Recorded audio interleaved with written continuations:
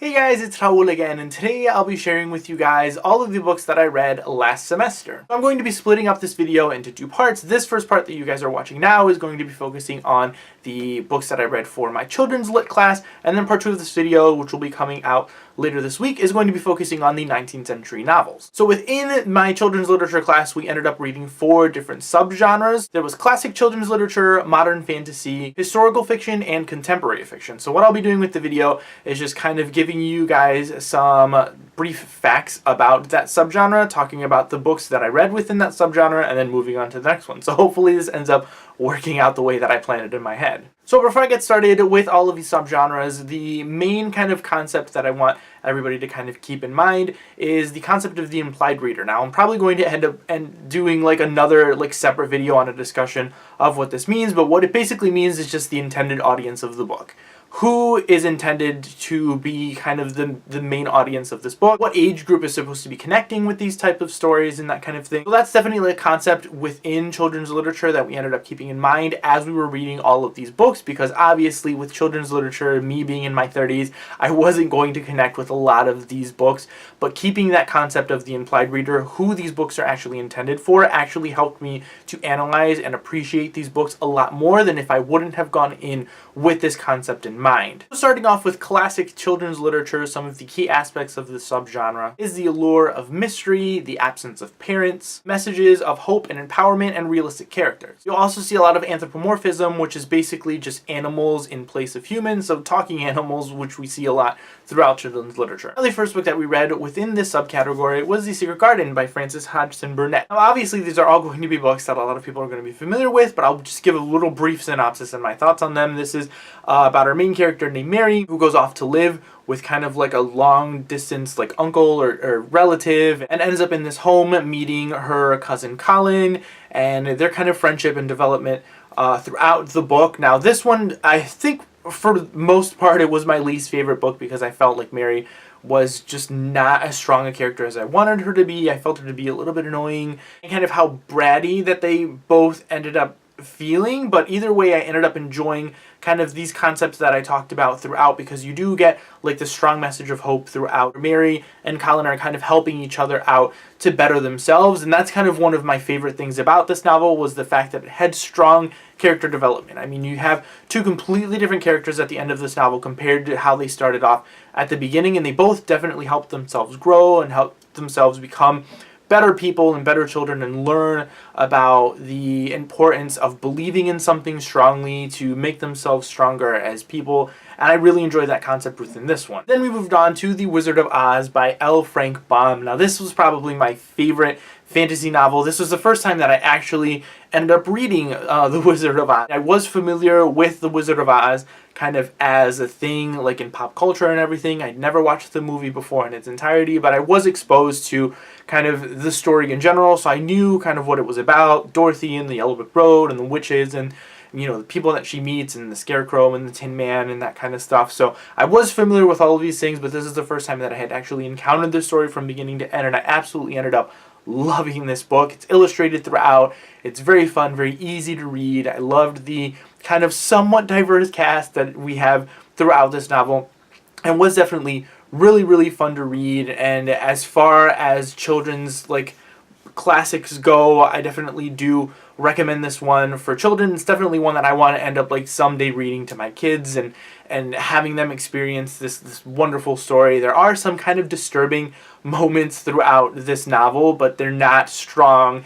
enough or as, you know, graphic or explicit enough for it to be too disturbing. I mean, some kids will, as they get older, they'll probably catch on to some of the content within this book, but younger kids definitely won't really notice kind of what's going on within the problematic natures and stuff, because it does talk about death and dismemberment and things, which is a little bit creepy for children's literature. But either way, I think this was a very, very fun book, and I really ended up enjoying this one. And then the last book we read within classic children's literature was Charlotte's Web by E.B. White, which obviously a lot of people also know about. This is definitely a beautiful book. I ended up reading this one actually, I think way back in elementary school. I started it but never finished it, but it's another story that I was familiar with about, you know, Charlotte. Obviously I knew it was a spider and there was a pig and that kind of thing. But again, the first time that I had read this book in its entirety, and I absolutely ended up loving this one. This is just a beautiful story that talks about, you know, harder topics about death and stuff. So it's very nice to kind of introduce children to these kind of harder topics about death and everything with a book like this. I think E.B. White did a wonderful and beautiful job at easing children into these kinds of harder topics that a lot of parents kind of try and stay away from or aren't sure how to approach their children when it comes to these topics about death and stuff. So this is definitely a very important book within the children's literature genre to expose children to, just because it deals with such a harder topic. Now moving on to modern fantasy, some of the key aspects of this genre is the willing suspension of disbelief and the internal consistency of detail. Now these basically mean the suspension of disbelief as children being smart enough to know that these fantasy stories are not real, but enjoying it for what they are. And then internal consistency of details just means keeping kind of those details within fantasy consistent. If an animal talks at the beginning, you know, children expect them to talk throughout the book. If, you know, vice versa. If there are no animals talking at the beginning of the book, children aren't going to expect animals to just mysteriously start talking at the end of the book. So just that consistency within that genre is definitely important because kids will pick up on these things. The first book we read within this genre was How to Train Your Dragon by Cressida Cowell. Now this is the first time I actually didn't even know that How to Train Your Dragon was a book series. I had seen the movies, I love the movies, and when I realized that this was a children's book series, I was just so happy because, like I said, I had no idea, and I really enjoyed this one. It's definitely very, very different from the movie, so if you guys have seen the movie and you think you know the story, it's very different. Like, I think apart from keeping the names of the main characters the same, the whole story and the plot and stuff is just really, really different. But this is another one that's just really fun, I think, for children to kind of experience. It has more of that, like, boy humor with, like, you know, farts and things, and me as a guy, I really ended up loving kind of that, like, immature kind of humor that is throughout this book. But again, it's humor that I feel like, you know, kids in general are going to really, really end up loving because it is really fun. It's very fast paced. It's very easy to read. I ended up listening to this one on audiobook, and I really enjoyed the narrator and all of the different voices and dynamics that he was using for each one of the characters. So this is definitely a fun fantasy book. I don't know if I'm going to continue on with the series or not. Maybe if I do end up, like, finding these, like, in bargain bins and stuff, I'll probably end up continuing with this one. But this is definitely a fun fantasy book. And then we read The Tale of Despero by Katie DiCamillo, and this obviously is another story that a lot of people are familiar with, about the mouse who wants to be a hero. He falls in love with this human girl and wants to save her from, like, the rats and stuff. The surprising thing about this novel was that I didn't really realize that it had multiple POVs throughout. I just thought we were going to be, you know, following the story of Despero and his kind of adventure of, you know, trying to save this princess in some way. But it was definitely surprising to see these multiple perspectives, have it going back and forth through time, also giving us background story on some of these characters, which I feel was really, really well done and very surprising for children's literature, a book that, you know, story that's intended for younger audiences, to have these concepts of time and multiple perspectives. I thought was really, really enjoyable. I mean, the whole concept of a mouse falling in love with a girl, a human girl, I feel like now people might see as a little bit problematic. Before the time, I feel like it was enjoyable. I mean, it's not too old. I think this book was written in, like, 2000 something, somewhere in the 2000s. But either way, I feel like it's a very cute book, very well done. I feel like the writing was beautiful. I absolutely ended up loving the writing within this book. So I really enjoyed this one. I'm probably going to end up picking up more stuff by Katie DiCamillo and see what else she's put out in this world, because I know that she's written a lot of other things. Now moving on to historical fiction, which is probably my favorite genre that we ended up reading throughout the semester, and some of the key aspects within historical fiction is the accurate portrayal of the time period. The details are not too overwhelming, and it often reveals little known historical information. Now the first book we read within historical fiction was Esperanza Rising by Pam Munoz Ryan, and this was probably my favorite book that I read all semester. It was absolutely beautiful, and it's a story about a girl named Esperanza who lives in Mexico. Her father passes away, and then she and her mother end up immigrating to the United States, and it tells their story of their journey trying to leave Mexico. There are certain situations that arise within Mexico where they are no longer feel safe staying within Mexico, and they need to go up to the United States to find safety and start a new life. And I just think it was absolutely beautifully done. There's so much amazing character growth within this one. Esperanza is well off at the beginning. Her father and her mother come from like a very wealthy background, so there's a lot of changes and a lot of things that she has to get used to when she's leaving the United States. She finds herself no longer within kind of like the higher class and has to kind of get accustomed to her new lifestyle as an immigrant, coming to the United States new, not having much. And I just think it was absolutely beautiful. I loved the writing. I loved all of the little kind of Spanish phrases and aspects throughout all of this book. I loved it. I absolutely loved it. This is another book that I feel like children are really going to enjoy because it tells a story of something that they may not be familiar with. I mean, within the comforts of life and the way that we live here in the United States, although, you know, there are dangers and stuff, for the most part, I feel like a lot of kids live, you know, generally happy lives and feeling safe throughout, and then reading a story of a girl who's forced to immigrate, which a lot of kids don't really have that exposure to, or don't really have to have those things happen in their lives, I feel is very important to kind of get this different aspect of what other children in other countries may be going through. So definitely an important book, definitely an enjoyable book, and my favorite one of the entire semester. Then another great historical fiction novel that we read was Fever 1793 by Laurie Halse Anderson, and it deals with the whole historical story about the yellow fever and when it hit Philadelphia and all of these kinds of things. So it follows our main character as she's going through all of these events in her life where the yellow fever is hitting.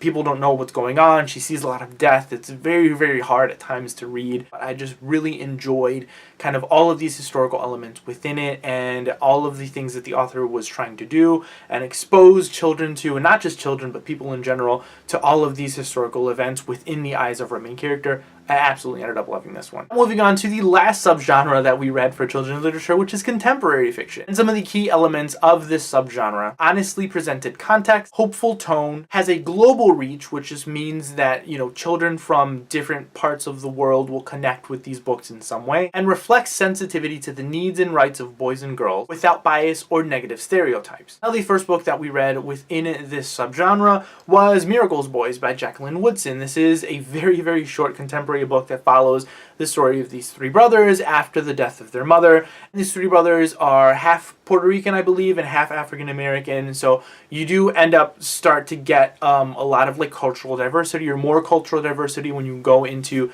contemporary fiction within children's literature. And I absolutely loved kind of these aspects and these introductions into more culturally diverse stories. And I loved this one. Obviously, Jacqueline Woodson is a very, very well-known children's author. She wrote Brown Girl Dreaming, which a lot of people have loved, and I still need to read, but I'm going to read after I've read this one. And this is another one of those very important books because it follows these three boys as they're trying to grow up. Their older brother is taking care of the two younger brothers. One of them, stays out of trouble and keeps to, follows the rules, and then one of the other brothers is kind of being swayed by culture and other kids in the neighborhood and gangs and stuff, and it deals with kind of harder topics, and it doesn't leave off on the biggest hopeful note, but there is some hope at the end of this book. And I just absolutely loved how realistic this one was and how harsh it could be at times, but very, very real, because not everyone, like I said with Esperanza Rising, not every child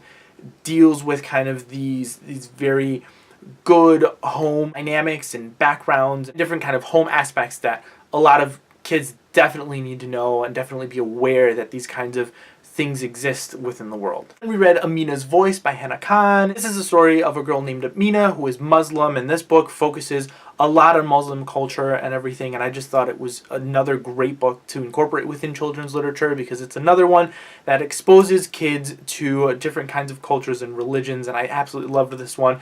If it weren't for the cultural diversity within this book, I feel like it would have really fallen flat within the storyline itself, because I feel the storyline itself is very generic. You have this girl who's very shy and is trying to break out of her shell, and then some things happen within her church that kind of, pulls the community together to to support this Muslim church who had, you know, been attacked by this hate group. And I loved those aspects of it. I mean, don't get me wrong, I loved the fact that it showed all of this cultural diversity, because there's some Muslims, some Christian, and even like some Buddhists and stuff that are shown and portrayed throughout this book in a beautiful way. And I absolutely loved the fact that all of these things were incorporated, and religious kind of like unity was shown throughout this book, and I felt like it was definitely important. Other than that, I felt like the story itself was a little bit flat, but those elements I feel like are still very important to expose children to. For that, I feel like this book is definitely one that children should read to get more exposure within that kind of like religious diversity. And the last book we read for children's literature was Wonder by R.J. Palacio, and this is the book that my professor chose to read to focus more on physical like disabilities and stuff. Obviously, a lot of people know what this story is about with the movie and everything that just came out. People are more familiar with this story, you know, about a boy with like facial disfigurement, and he goes to school for the first time, and it deals with bullying and acceptance, and you know, there's a lot of character growth and beautiful things throughout this book that I really ended up enjoying. This is another book that I was surprised that it had so many multiple perspectives, but once you start reading through it and start reading through the multiple perspectives, you start to kind of realize that I enjoyed it as much as I did. I mean, I didn't really think that I needed all of these different characters and all of these stories until I read their stories and realized how they were connected and how they were actually adding to the story, and none of them felt out of place or like they were too, you know, it was overly done with the whole multiple perspectives. But I really ended up enjoying the fact that all of these different perspectives were in some way enhancing the story of Augie, our main character, and giving us more background that he as a character was not familiar with. And I really enjoyed that we were getting all of these different details of everyone surrounding his life, and in the end realizing that not everything revolved around him, but that everybody else around him also mattered equally. And then very quickly, a book that I ended up reading for my final research project. We were all supposed to pick a different author of children's literature that we hadn't studied throughout the class, pick a book from that author, read it, and then write a research paper about that author. And I ended up picking up Madeline L'Engle and A Wrinkle in Time. So this is a book that I picked because the movie was coming out at the time. I had this book on my shelf for a while and I wanted to read it. I absolutely ended up loving this one. Another book that I don't have to really talk about too much because people are familiar with this book and the story and the movie and everything, but I just ended up loving this one. I tabbed a whole bunch of things within this one because it made it easier for me to write my paper in the end, but I loved this one. I loved this book. I definitely want to continue on with this series, and I'm glad I finally ended up picking it up, and I had an excuse to pick it up and read it, because if it wasn't because of the fact that I had to write for it for school, I don't know when I was going to end up picking this one up. But another great children's book that deals with sci-fi elements and a lot of religious elements and everything that I really ended up enjoying and liking the fact that it was incorporated throughout this story. Yeah guys, that is it for all of the books that I read for my children's literature class. It was a lot. Like, for those of you who don't know, I'm obviously an English major. I hadn't been posting videos for a while, but I had been doing a lot of reading. As you can see, I read I think 5 or 6 other novels for my 19th century novel class, which, like I said again, we'll be posting another video later on this week talking about those novels. Thank you guys all again for watching. Comment down below, let me know if you guys have any other recommendations of great children's books that you feel incorporate all of these different themes within children's literature to get more children to read, to expose them to a lot of different other things. Let me know those recommendations down below. Thank you guys all again for watching, and I will see you all next time.